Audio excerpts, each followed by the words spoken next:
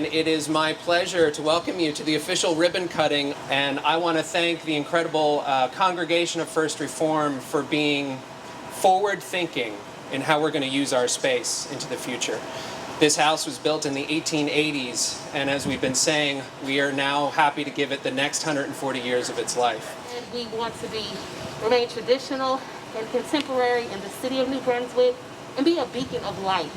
And so I'm grateful for the opportunity as this house is rededicated and remains true to the virtues of our founders and our vision to always look within, to look out, and to always look up.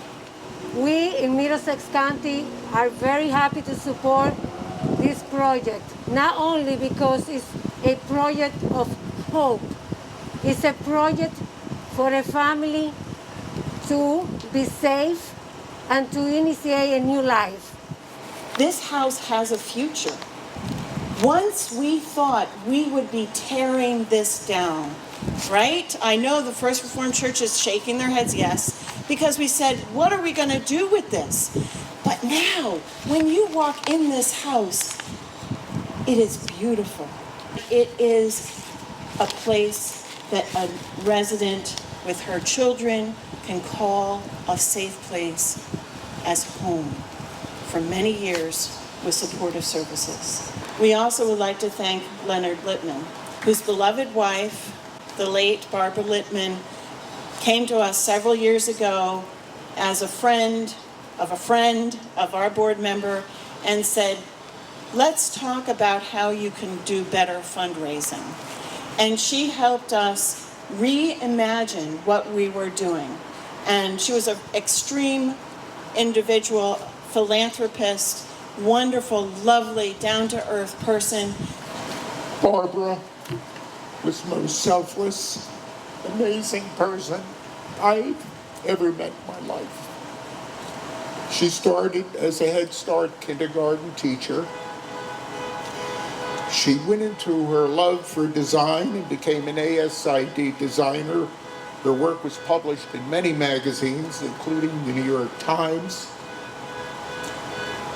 And eventually, at the age of 53, as you can see in a booklet, she decided to become an architect, got a master's in architecture, went to work for the Hillier Company. In fact, she helped design, I think it was the second or third floor at the Squibb Children's Hospital at Robert Wood. And then she became an adjunct professor at NJIT in Newark. But despite all the activities in her life, she still had time for social causes.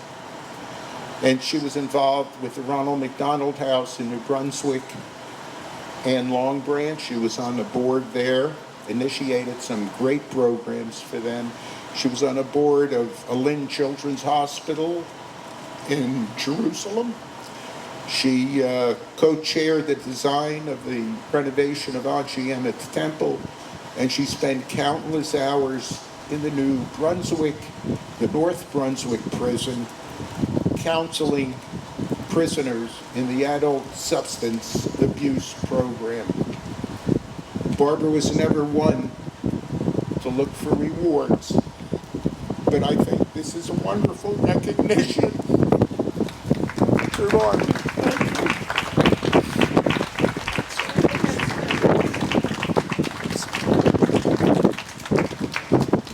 Leonard, let's cut the ribbon.